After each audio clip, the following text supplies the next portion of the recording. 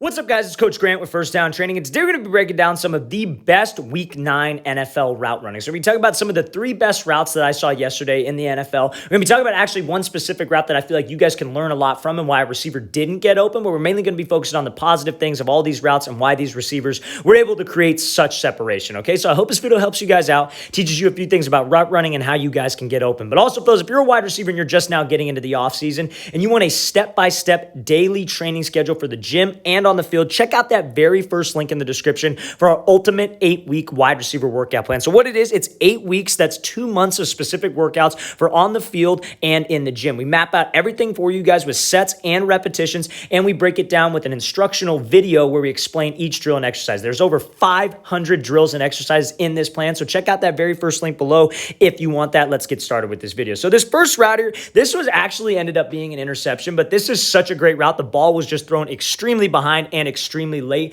and that's why Ramsey was able to make a pick on this play, right? So let's talk about this route. But this is perfect. This is textbook route running here by A.J. Brown. And if you guys remember, there was a route maybe about a year ago that he ran against the Jacksonville Jaguars. Exact same route, exact same situation, but A.J. Brown ran it very poorly. He slowed way down about 3 yards before the break. He made a pretty bad break, and this DB was all over and got a PBU. In this case, he had separation. Tannehill just threw it behind him, right? So this game specifically, actually, I was at this game, and when you see Jalen Ramsey in person, he is one of the quickest, smoothest DBs on the field. And obviously, all these DBs, they're at the NFL level, right? They're like the best in the world. And Ramsey is like noticeably better than all these guys. So to be able to get any kind of separation on him, there's so much respect for any receiver that can do that with his route running, because Ramsey is so fluid and so smooth with how he moves on the play, right? So when you have a 10-yard out route, right, and you're getting against an outside shade DB, this is like zone coverage, right? What do you think you want to be doing? You want to threaten him to the space that he's trying to give up, right? So I don't want to attack his leverage. A lot of people will say like, oh, I got to run an out route versus outside shade.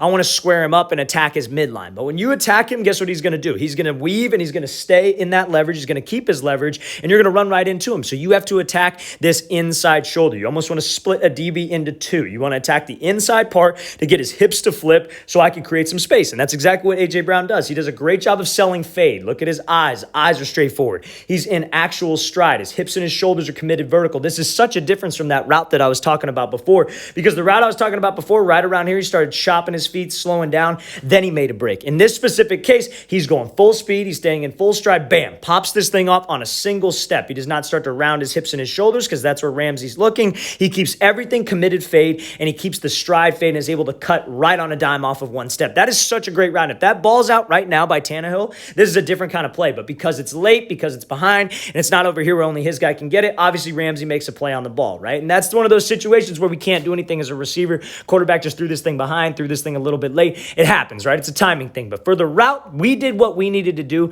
to get open. We did my job to be able to create separation. That's all you can really control as a wide receiver. So I feel like this is honestly one of the best routes ran yesterday. There wasn't too many great route running examples yesterday, but this was one of the things that impressed me the most, because to be able to get separation on probably one of the best DBs in the league is insane, and that's a hell of a route there by A.J. Brown. Make sure, fellas, we have an outside breaking route against outside leverage. I'm attacking that inside shoulder. I'm getting his hips to flip so I could slip back underneath him. Let's watch this thing again, full speed one more time. Great job selling fade. No indicators with the pad level. Pop this thing off in stride with the same speed. Unfortunately, ball was thrown a little bit behind, so Ramsey was able to make a good play on this ball. So now we're looking at this route from Devonta Smith. Main thing I want to talk about is just when you're out of the slot and you're going up against a too high safety situation, what you need to do, because eventually that zone coverage turns into man coverage, right? So let's watch the thing full speed one more time. So he's coming off here. That's like too high safety look. I love how he steps on his toes, angles his stem, especially on this like bender kind of dig route over the middle, right? So anytime that we get a situation where there's like a too high safety look, right? Let's just break this thing down super simple. Like let's say there's a line of scrimmage.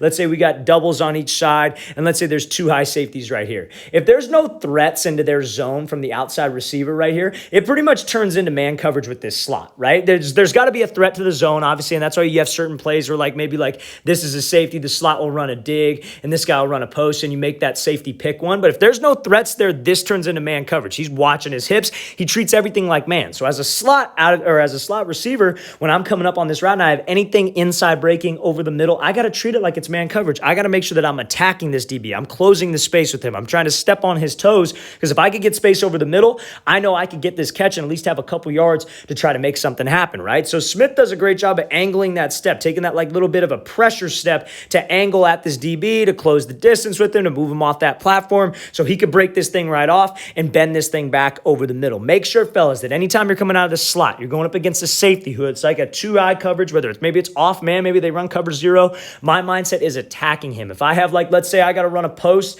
and maybe I have an outside shade to safety who's in off man coverage or it's in like zone coverage, but eventually it turns into man, I'm going to angle my stem right at him. I'm going to try to widen him so I could slip back on that post rather than just go run the post and have him be all over my hips. Make sure, fellas, we understand how to attack each specific coverage as a wide receiver, especially out of the slot when you're going to be seeing this outside leverage coverage trying to force you over the middle back to the inside. Let's watch the thing again, full speed. Great job there by Devonta Smith running this route, closing the space with him, and then breaking this thing right off so that you got about 5 yards of separation with that DB over the middle. All right, so now we're going to be looking at this out and up route here. Now, this is the route I was talking about where I feel like we all could learn from this, and I think that I really think that it's not a bad route, and we got the DB to turn his hips. I think just we could have gotten so much more separation. It's a hell of a play. It worked out. It was a touchdown, but I think we could get so much more space on this. So let's watch it full speed. So he does a great job of breaking to the out and getting that DB to turn his hips, but ultimately he just makes a great play on the ball in the air, right? But he was not open. For sure was not open. It was a 50-50 chance from a quarterback perspective. If I got this guy on a smaller defensive back, or maybe it's a linebacker, maybe it's a strong safety, who's maybe not the best in coverage, I'm going at that 100% of the time. But to make this DB flip his hips, right? He does such a great job of selling fade, such a great job of putting the brakes on a dime to force that speed turn out of this DB. But that DB ain't going to bite on the ball if I'm not actually selling the out route, right? So what he didn't do on this is his eyes are to the outside, his shoulders and his hips are kind of drifting upfield. That's not going to get a DB to bite. That's not going to get him to believe on the out. He's thinking wheel route right now. And you see how he's starting to kind of round this thing and turn this thing. What's going to get that DB to break hard on this thing is as soon as he snaps his head around on that speed turn, my shoulders, my hips, and my eyes all have to be committed to that quarterback. If I could get everything committed straight down that line, that's going to make that guy want to drive on the ball because he's thinking, oh, I don't want to get beat underneath. Oh, shit, I don't want to get beat on this route. And then I could pop this thing off on a single cut and go up. Now a double move is a very tough thing to do, especially an out and up. Like a corner post corner, that's a little bit easier because that 45 cut off a speed cut is a little bit easier. But being able to go 90, 90, then back 90, that's extremely tough. That's not an easy thing to do, but we have to make sure that we commit at least my eyes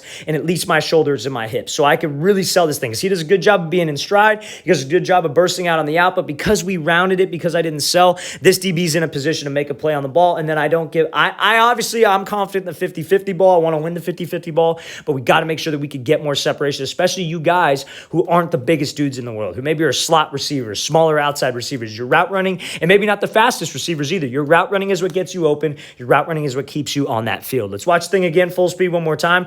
Honestly, really good job getting that DB to turn his hips. Really good first break. Just make sure we don't round the out portion of this, fellas. Got to commit to the break with my eyes, my hips, my shoulders, and my speed. All right, guys, I really want to thank you for watching. I really appreciate it. If you guys have any questions at all, please don't hesitate to leave those in the comment section below. We'll get back to you as soon as I possibly can. I always appreciate the feedback and always appreciate the things you guys have to say. It helps me come up with new ideas for the channel, so I always appreciate it. And again, fellas, if you want our ultimate 8-week wide receiver workout plan, 8 weeks, over 500 plus drills and exercises for wide receivers to do in the gym and on the field, mapped out with sets, repetitions, and we give you an instructional video breaking down each drill. Check out that very first link in the description below. I'll see you guys next time.